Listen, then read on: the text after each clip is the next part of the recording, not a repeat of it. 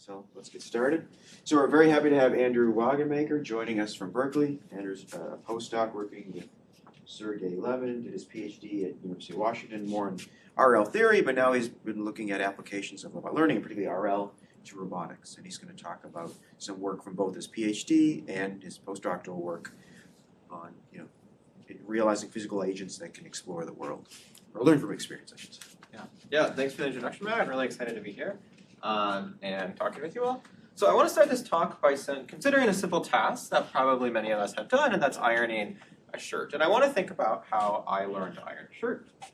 So it probably looks something like the following. I watched some YouTube videos. I sort of internalized something from these videos, and I went and I tried to iron a shirt. Now, I would like to say that the first time I tried to iron a shirt, I did it perfectly, but that's not actually what happened. When I first tried to iron a shirt, I ironed some creases into it. I didn't lay out the sleeves quite right. So really what happened was I took some actions. I observed how ironing the shirt behaved, and then I updated accordingly, right? And so through this sort of process of interaction, I was eventually able to iron a shirt. But it really took me learning from experience, trying things in the world to actually learn how to effectively iron a shirt. Now, I don't like ironing shirts. I would love it if a robot could iron my shirt for me. So we might ask, well, how can I train a robot to iron my shirt? And we could take a similar starting point. So maybe I take some data, maybe from the internet, maybe some simulator modeling the dynamics of a shirt, maybe some human demonstrations showing how to get a robot to iron a shirt. I might learn something from this data, and I might go deploy this in the world to iron my shirt. And broadly speaking, this kind of paradigm, say taking some static data source and learning from it, this is really sort of what we're doing in robot learning currently.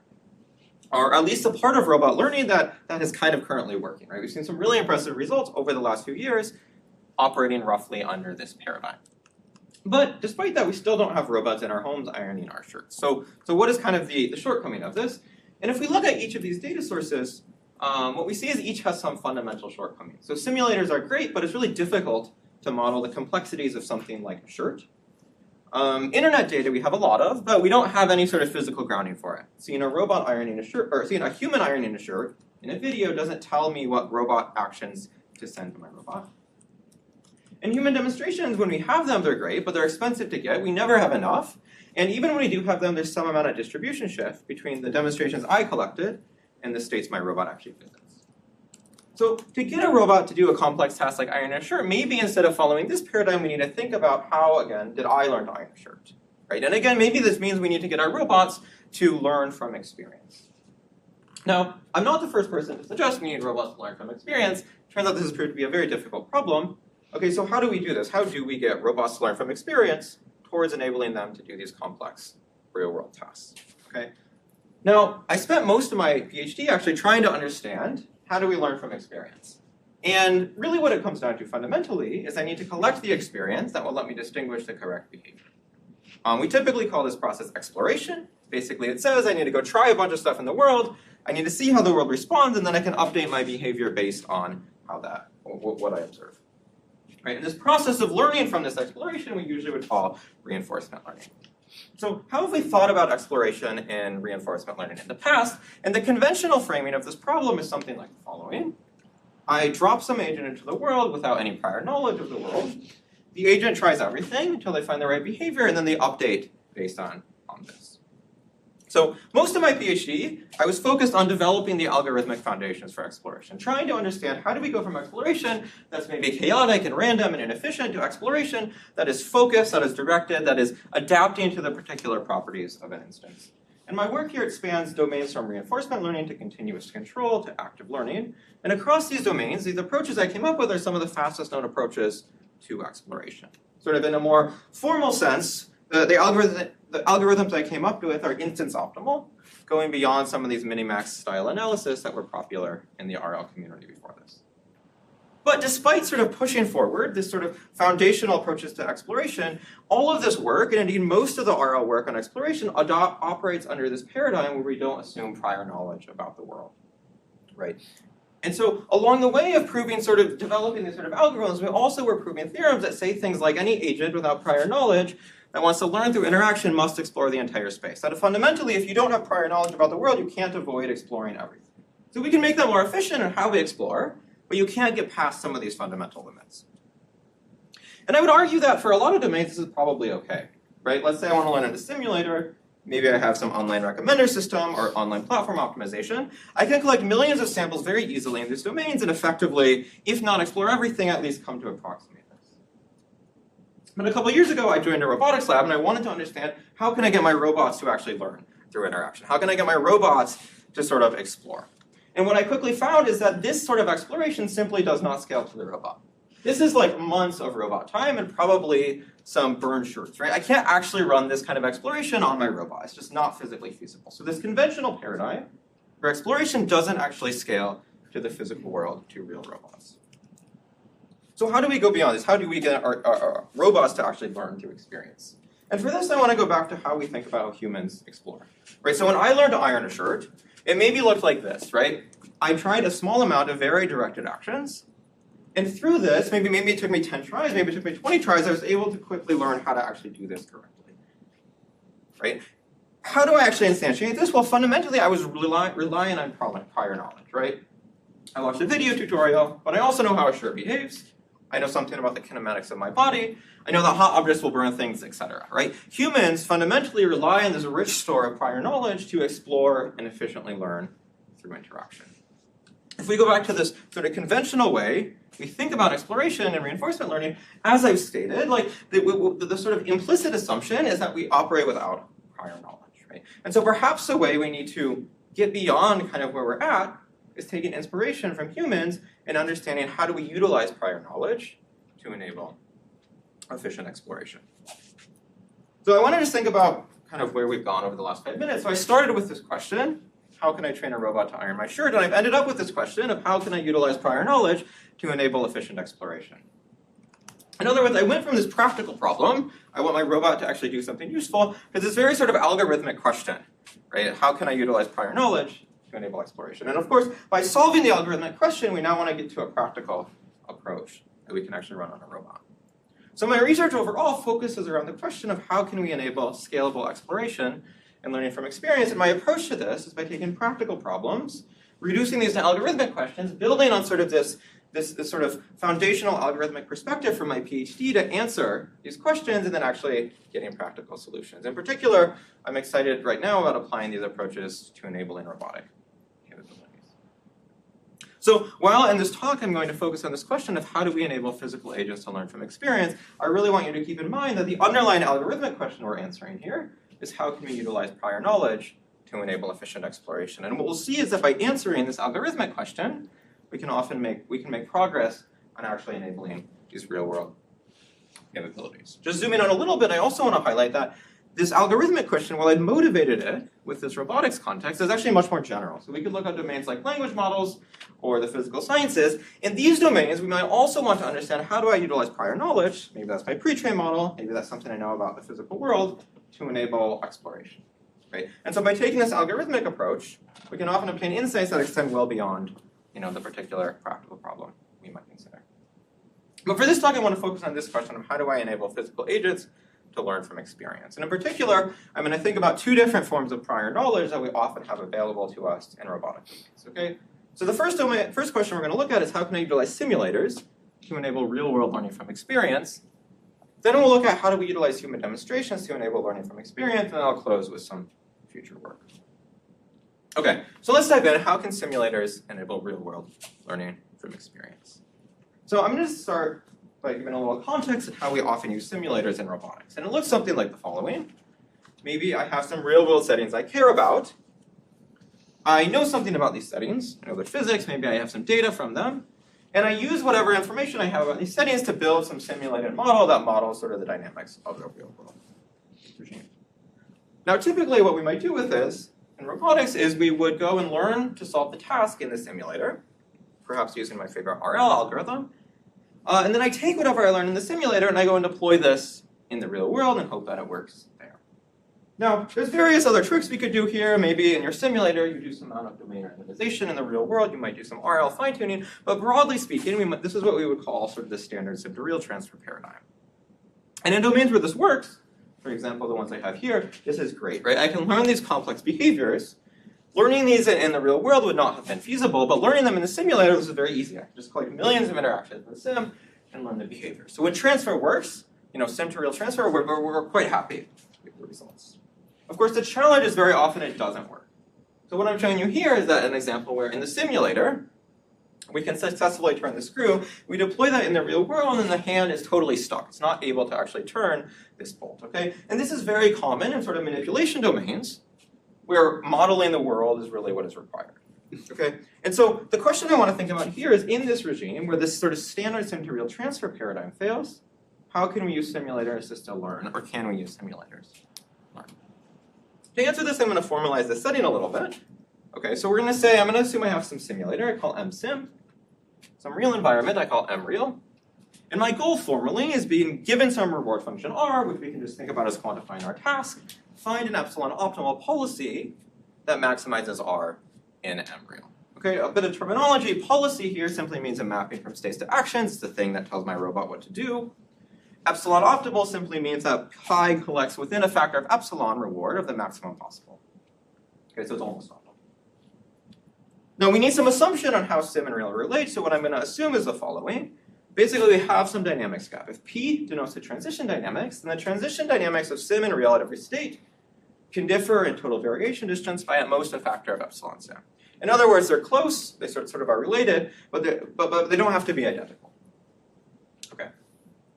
And then in this paradigm, the standard sim to real transfer approach would simply say, learn the optimal policy in msim, compute the policy maximizing their reward, and transfer this policy to real and hope it works. Okay, so what can we say sort of formally about sim to real transfer in this setting? And at first I just want to think about maybe the simplest possible question, is the optimal sim policy also optimal in real? And to answer this, I just want to consider an extremely simple example. So say I'm in some start state, I have some environment, I'm in a start state, I can take two actions. If I take the blue action, I go to the pink state. If I take the green action, I get a reward of 1/2 and go to the gray state. Now, from the pink state, if I take the blue action, with some probability I transition to the star and get a reward of 1. With some probability I transition to the gray state and get a reward of 0. So in this environment, the critical transition is this blue transition. If I'm likely, if sort of with high probability I can go from the pink state to the star, then the optimal policy will take that route and get the reward of 1. If that's a low probability transition though, then I should take the green action from the start and get a reward of 1/2. And I've constructed this environment such that it's actually difficult to get to the star state, and so the optimal policy simply takes the green action. And I'll call this environment msim. Now I'm going to construct a second environment, which is identical to the first environment, except I've switched the value of this transition. So now in this environment, it actually is relatively easy to transition from the pink state to the star. And so the optimal policy here will actually go to the star and get the reward of 1. And I'll call this environment.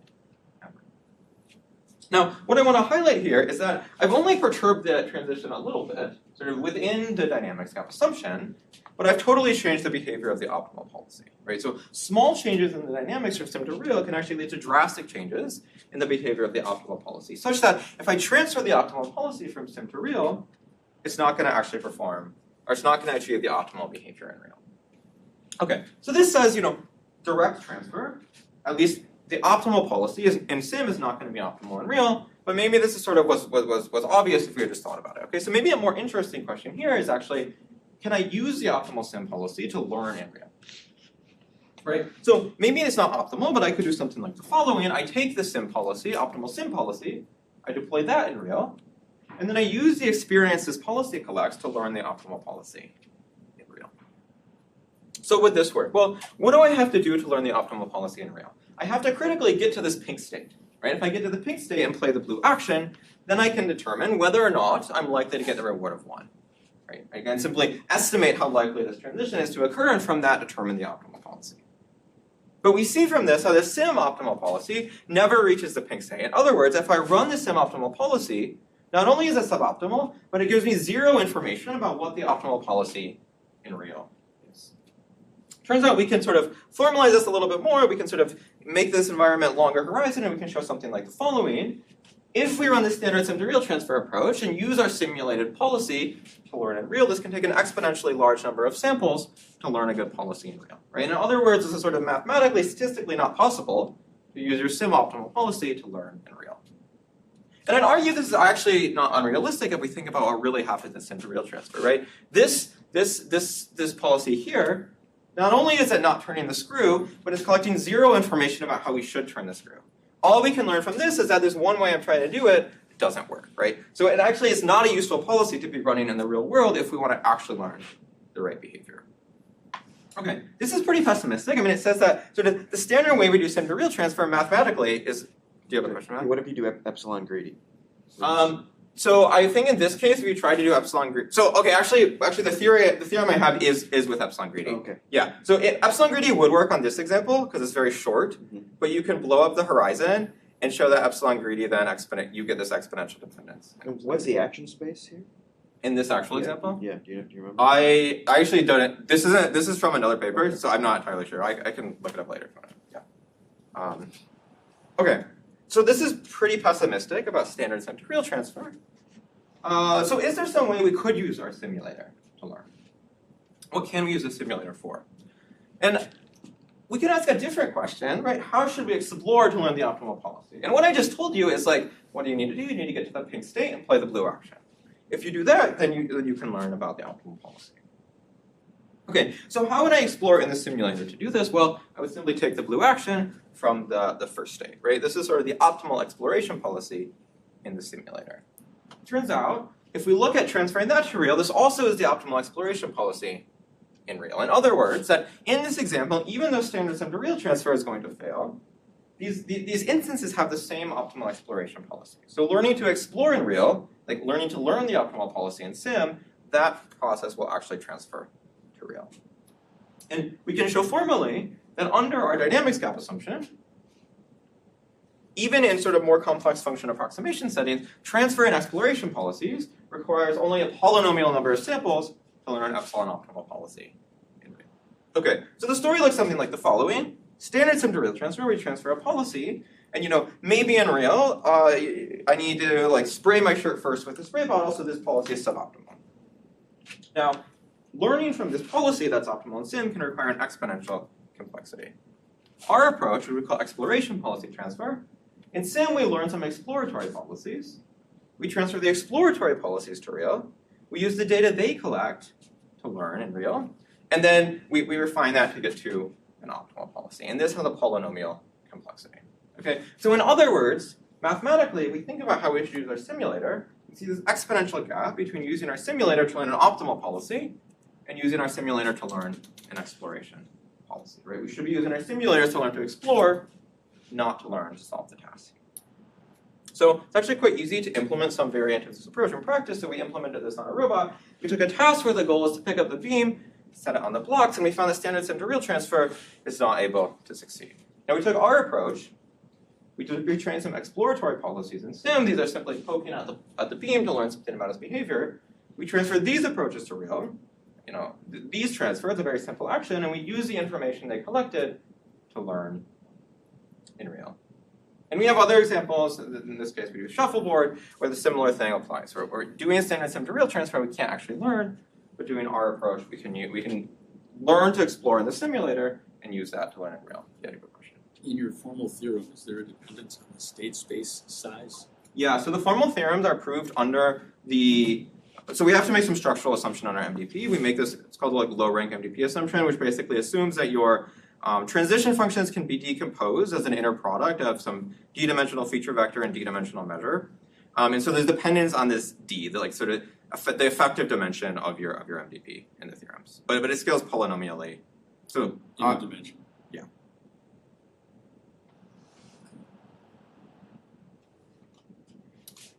Okay, so kind of the takeaway from this, how can simulators enable real-world learning from experience? What we've seen is that if we use our simulators to learn to explore instead of to learn to solve the task, we can get this exponential improvement mathematically, and then we can also enable these real-world capabilities that we didn't get to with standard sim to real transfer. Okay, so I want to now turn to the second question of how can human demonstrations enable learning from experience? Now, over the last few years, there's been a large effort in the robotics community to scale up human demonstration collection. Right? And what this looks like is something like the following. I have some tasks I care about. I have a human operate the robot to complete the task, right? And this collects a big data set of states or images and the action that the human played on the robot at a given state. Now, Usually what we do is we take this data, we take a big generative model, we train our generative model to predict the action that a human played at a given state. And this process we call typically behavioral cloning. Essentially, I'm training a model to clone the behavior that the human realized on the robot in our data. But of course, the idea here is that if I collect enough data and I fit my policy right, the policy I get out of this, the generative model, will copy the behavior of the human, will clone their behavior, such that I can get the robot to replicate exactly what the human did on the task of interest. Okay, so in practice, sort of the most common instantiation right now of these generative models is we parameterize them as a diffusion or a flow model.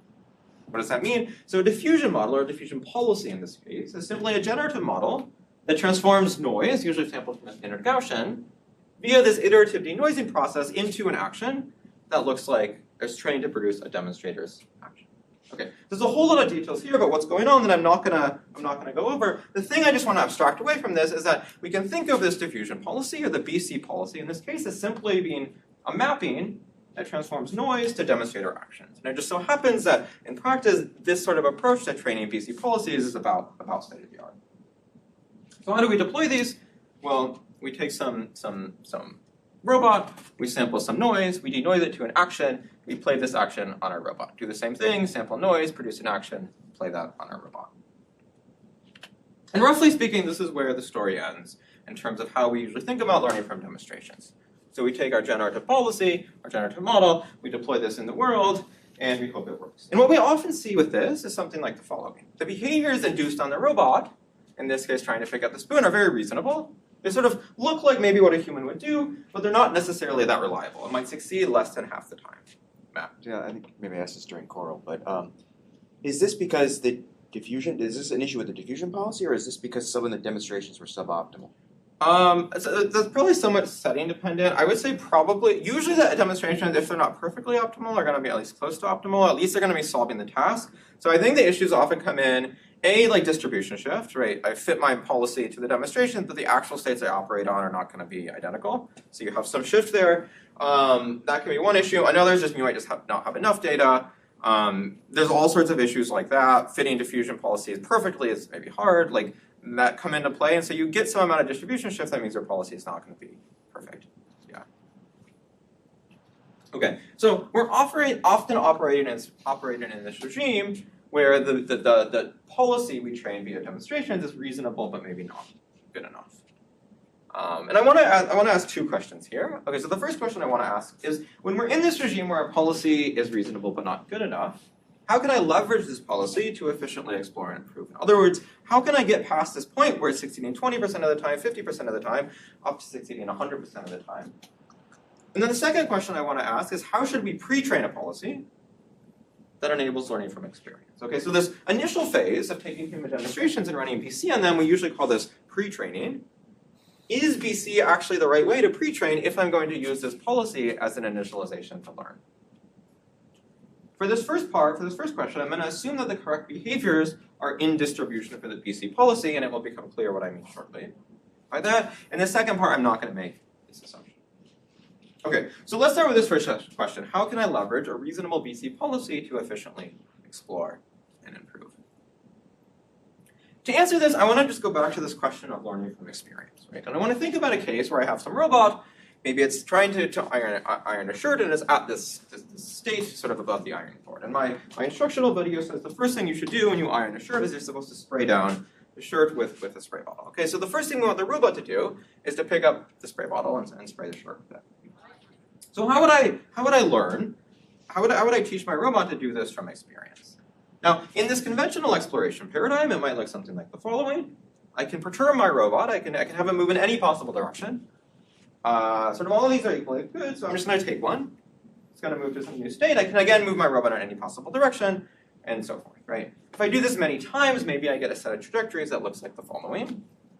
And sort of obviously, if I'm doing something like this, the likelihood that my robot actually picks up the spray bottle and sprays the shirt is infinitesimally small, right? As I said, sort of at the start of the talk, this conventional approach to exploration does not scale to the physical world.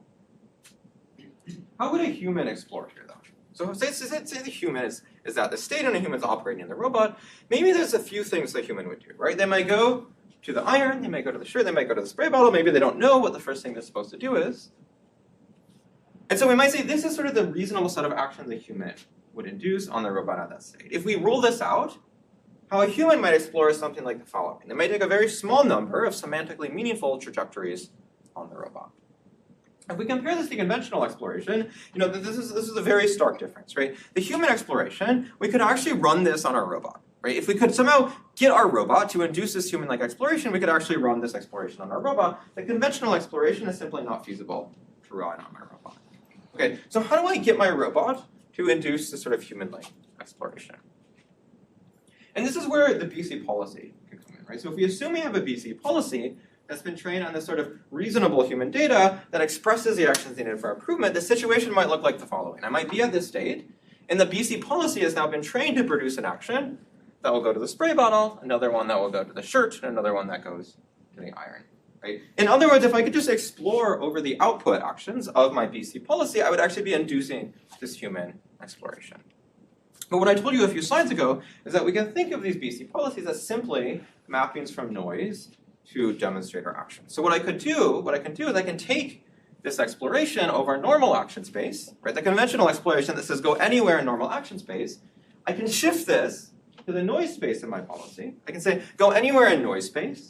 And because this policy has been trained to map any noise to actions, if I explore one noise, maybe it'll go to the action that says go to the spray bottle. If I explore another noise, it says takes an action going to the iron, and another noise goes to the shirt. In other words, by shifting this conventional exploration from action space to noise space, I can get this very structured human-like exploration over action space. So I don't think of demonstrations as exploring, right? They're more exploiting.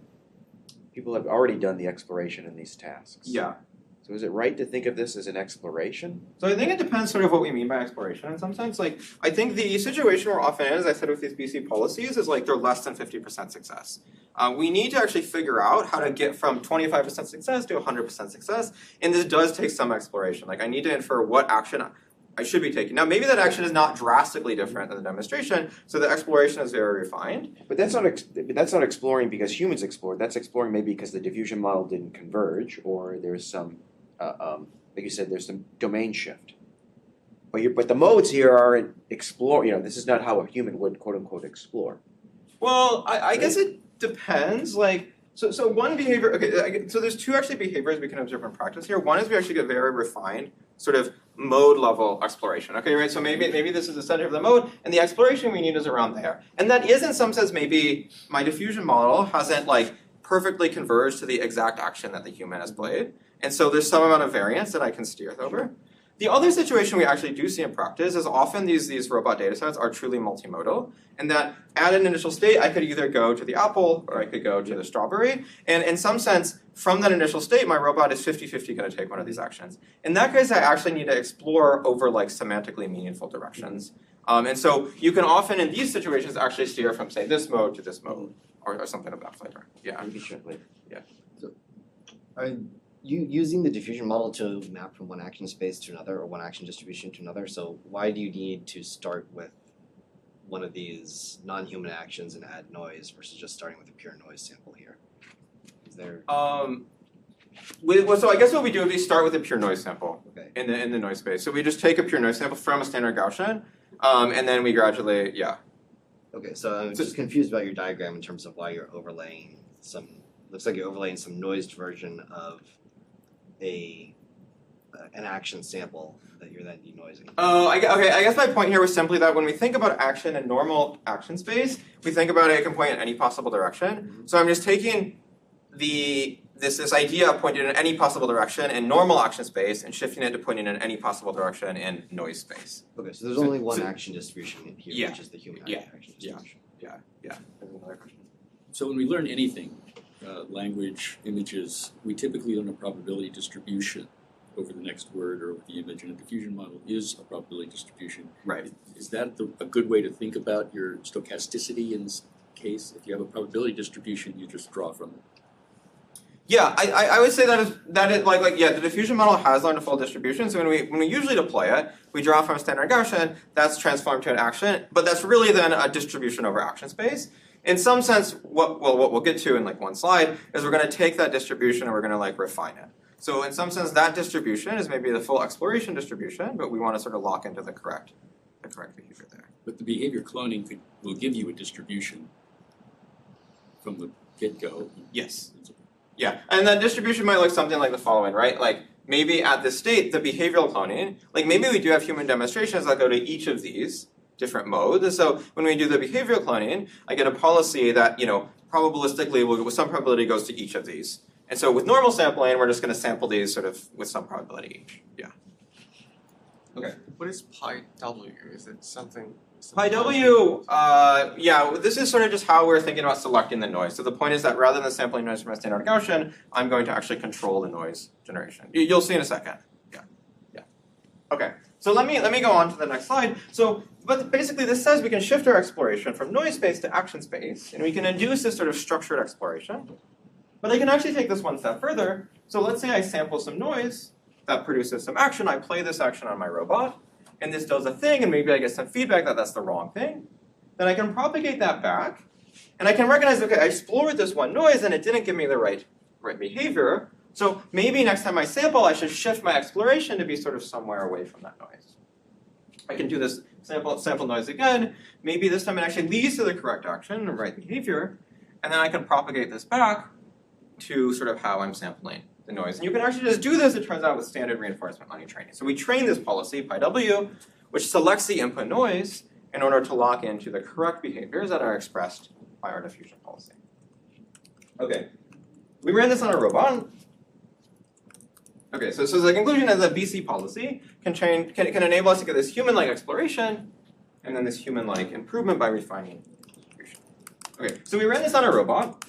We took a BC policy. The task is pretty simple here. We just want to pick up the mushroom and set it on the cloth. We took a policy that succeeds less than 50% of the time. We ran our procedure on this. And from the start, I want to highlight that sort of we're exploring over noise space. But if you look at the exploration that we're inducing in practice, it looks very structured, right? In some sense, it looks like how a human might think about exploring on this task, right? It's trying to pick up the mushroom every time. It's trying to set it on the cloth. It's not always succeeding, but it's doing very reasonable things. I'm going to compare this to the previous state of the art for real-world robot RL. And this version is exploring not over noise space, but over action space. And what we see from the start is that the actions produced here are sort of very unstructured. It's exploring, but it's exploring over free space in sort of a useless way. It's not collecting useful information about the world. While these are exploring, they're both also refining their distributions. So in our case, for our approach, we're refining the noise distribution, as I showed you on the previous slide. For the previous state of the art, it's just refining the action distribution. And what we'll see is that after only about 25 episodes of online experience, which is sort of a very small amount in robot learning terms, we can already lock in and learn the correct behavior. One thing I do want to mention here, or maybe I'll say this, and this might answer your question, the previous state of the art does not rely on the BC policy. So our approach is relying on the BC policy. This approach does not rely on the BC policy. The reason for this, though, is that actually before we came up with our approach, we really didn't have a good way to fine-tune diffusion policies in deployment. You can't write down likelihoods for diffusion policies, and so you can't actually run standard RL approaches on them. So our approach not only enables this fast exploration, it also lets us actually fine-tune BC policies in the real world, which we really couldn't do before. Was that your question, Matt? Yeah, close enough. Okay. So we took this idea, we scaled it up to a lot of different settings, looking at single-test diffusion policies, multi-test diffusion policies, VLAs, and we found in all of these settings we can take a policy that is succeeding, say, less than half the time, run our procedure, and anywhere from sort of 30 minutes to 90 minutes of online experience, we can boost it to close to 100%. Okay, so this approach really enables sort of state-of-the-art improvement using BC policies. Since we released it last summer, it's been very well received. We had a Best Paper nomination at Coral for this work, and we've seen other labs start to adopt it. So this is from ByteDance. Some researchers at ByteDance took our algorithm, and they deployed it on their bimanual setup where they wanted to get their robot to do this sort of high-precision shoelacing task. And what they found was that if they just trained this policy on human demonstrations, they weren't able to get it to successfully complete this task with any reliability. By taking our approach and sort of refining the distribution online, by sort of learning from experience, they actually were able to get their robot to reliably lace up this shoe. Okay, as they claim, this is the first learning-based policy that can autonomously lace up a shoe. Okay, so this approach that we developed is actually enabling robots to do things that weren't possible before, and really bringing this idea of learning experience into practical robotic settings. We've also seen this adopted by other labs, so folks at DMind, at Physical Intelligence, at Siemens are all currently experimenting with incorporating our approach into their pipelines. Okay, so how can we leverage reasonable BC policies to efficiently explore and improve? What we've seen is that if we refine the sampling distribution of this generative process, we can get very fast exploration and online. So I want to turn now to the second question. So in this first question, I sort of assumed I was just given a policy trained with BC. In the second question, I want to actually ask, how should I think about even pre-training a policy if I know I'm going to sort of do some amount of online improvement with that policy? Is BC actually the right way to do this? So maybe the question we really need to understand here is just how should I pre-train? What is the right way to think about what do I want in a pre-trained policy if I'm going to use that as initialization for learning from experience? And the first thing I want, well, the goal of pre-training in some sense is to take demonstrations and to learn a policy that sort of replicates the behavior in the demonstrations, right? So if my demonstrations say go to the ironing board, I'd really like my pre-train policy to do that as well, right? Otherwise, it's kind of a useless, I'm sort of not effectively using the demonstrations, right? So maybe formally we can say we want the pre-train policy to be no worse than the BC policy. But I also, if I think about sort of what I showed you in the last part, what we saw was that was critical to enabling learning from experience is that the correct actions, the actions needed for improvement, are in distribution. In other words, it was critical that this action that goes to the spray bottle was in distribution for my BC policy. If that's the case, I can sort of do this RL improvement, I can steer the policy to this action, and I will learn the right behavior. If that's not the case, if that action isn't in distribution, then we can't actually steer the policy to that behavior, so the RL improvement will fail. And this isn't just an issue for my approach, this is an issue for sort of any algorithm that wants to take a pre-trained policy and use that as an initialization for learning from experience, right? If I roll out the pre-trained policy an infinite number of times and it just never plays the right action, I can't actually learn from that behavior. Okay, so in addition to my pre-trained policy being no worse than the BC policy, I also wanted to have to sort of ensure that the correct actions are in distribution in some sense. Maybe more intuitively, I want the policy to play the demonstrated behavior when that behavior is sufficient, but maintain its expressivity over actions when that behavior is not sufficient. So how do we usually think about pre-training? Usually we just use BC. So the first question we might ask is BC pre-training sufficient? So let's say I have some demonstrator, I collect some demonstrations, and I fit some policy to it. And let's just say it so happens that the demonstrator never demonstrated picking up the spray bottle in the demonstrations we collected. Now, sort of obviously in this case, if I do BC pre-training, it simply will not actually express that behavior.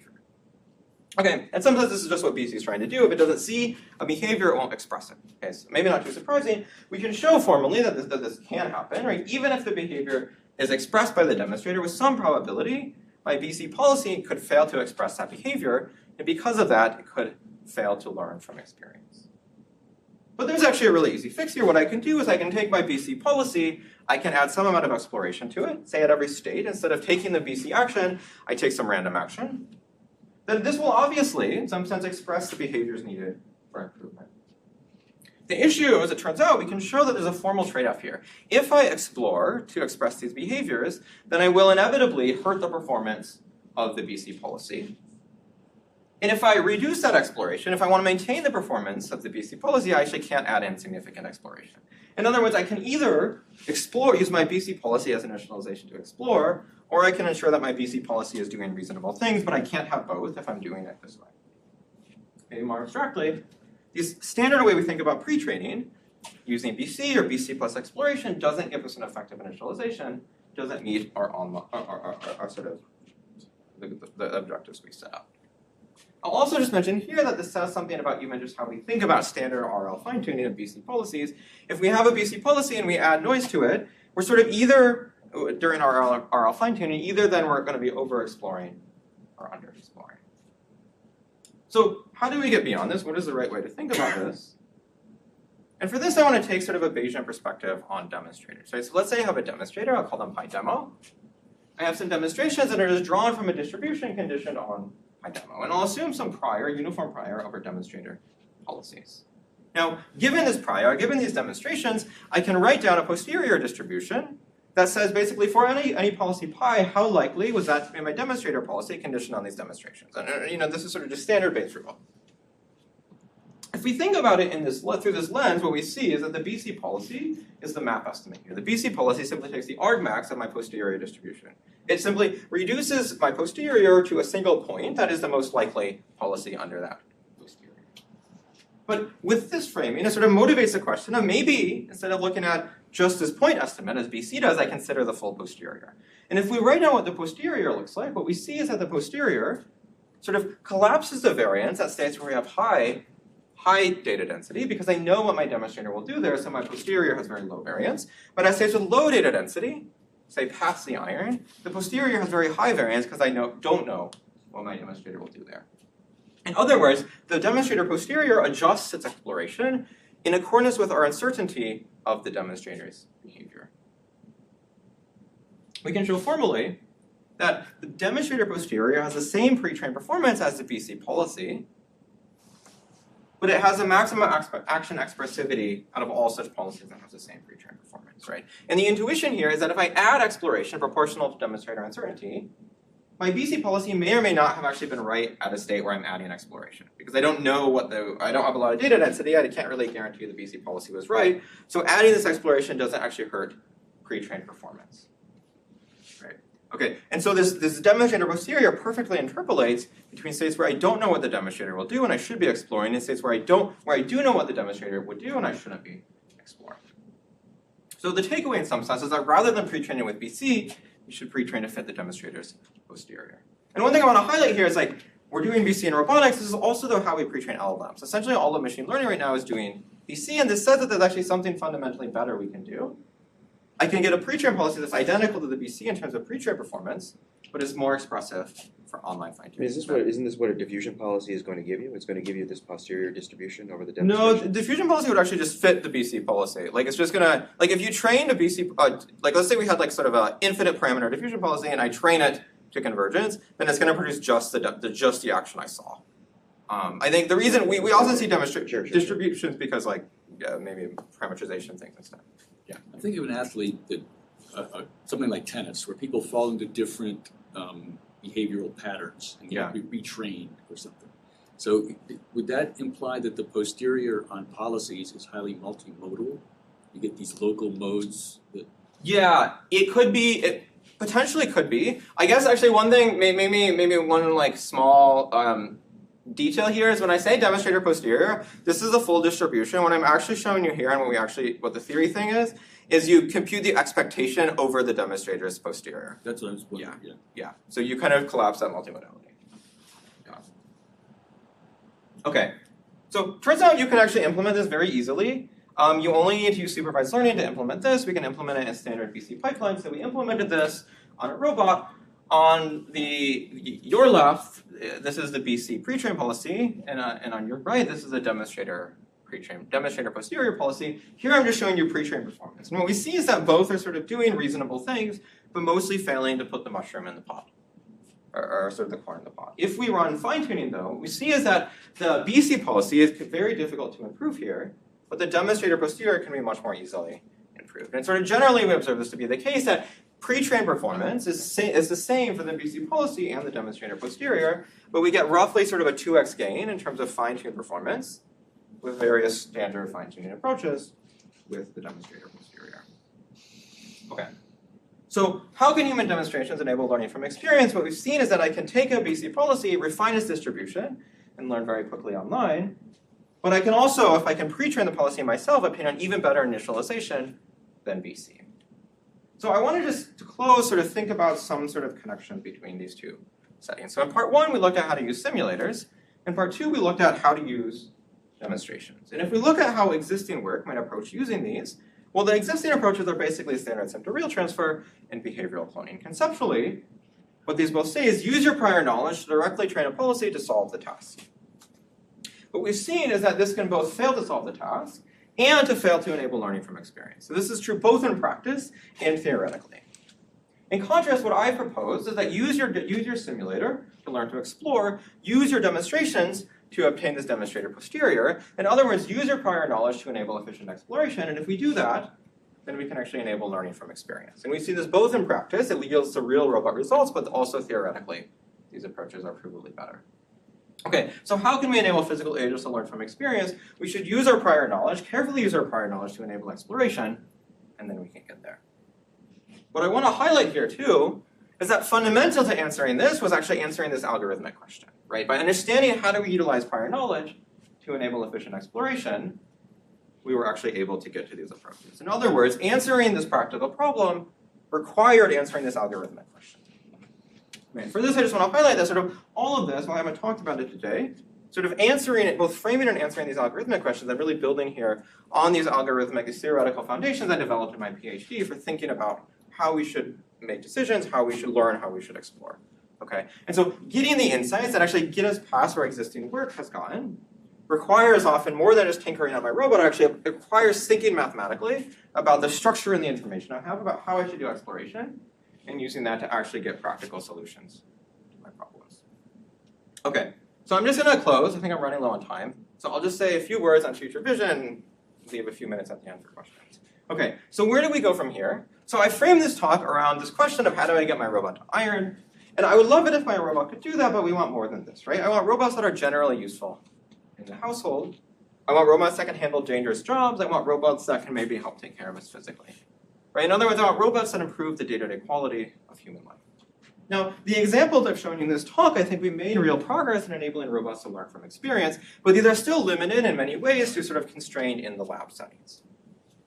Getting past this point, getting to robots that behave in that operate in these settings, we need to understand how do we get past operation in the lab to operation in the real world.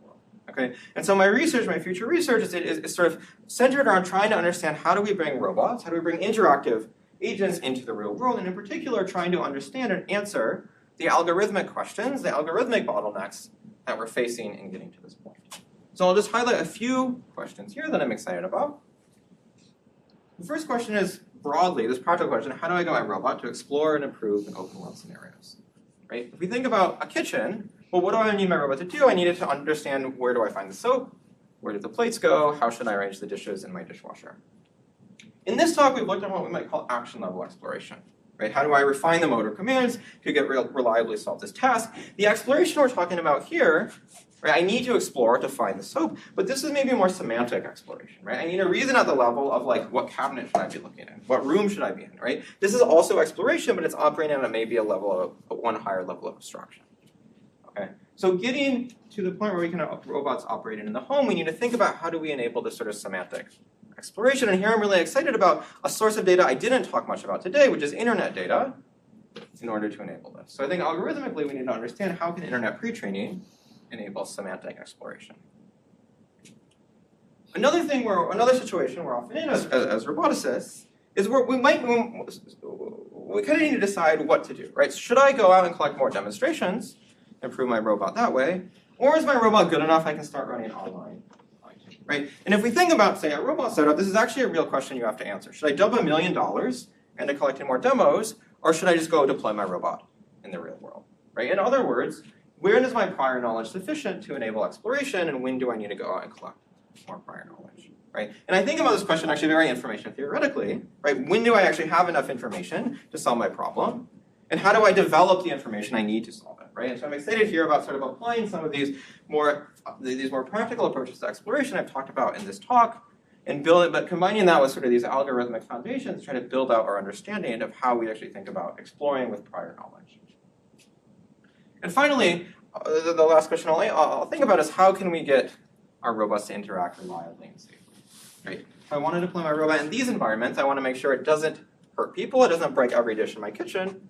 And I think this requires more than just empirical evaluations, right? I think to enable safety, we need to think about how do we integrate provable safety guarantees into our learning algorithms.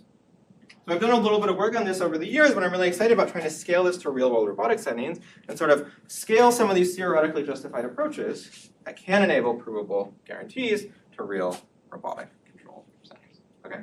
Happy to have some thoughts here. I'm happy to discuss, but just for the sake of time, I'll move on. Okay. The last thing I'm going to say is that while I frame this all around robotics, these algorithmic questions are actually much more general. right? We also need to answer these questions in domains like LLMs, the physical sciences, cyber-physical systems, whatever, right? How can I use pre-training, my pre-trained LLM, to enable exploration over reasoning traces? One project I worked on here a few years ago was we collaborated with some neuroscientists to think about how we should excite the brain of a mouse in order to learn its neural dynamics. And we approached this very algorithmically, and through that came up with an approach that actually yielded sort of a 2x gain in practice. Okay? And so while most of my research is sort of focused around the practical problems in robotics, these algorithmic questions that we're going to be answering, I think, are critical to answer in other domains as well, and I'd be excited to collaborate with the rest of you on sort of understanding how we can scale these insights to other domains. Okay, just to close, I want to thank my collaborators and thank you as well for listening.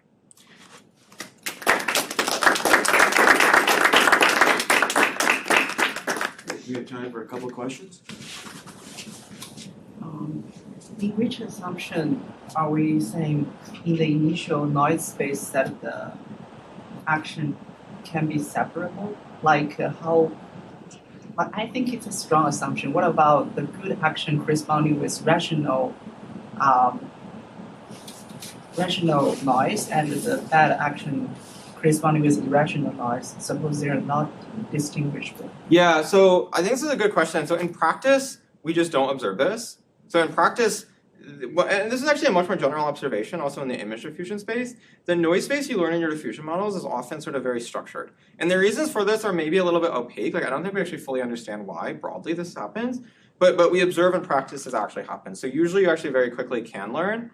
Okay, maybe one like mathematical reason you would expect this to happen is that your denoising process is actually a Lipschitz continuous function.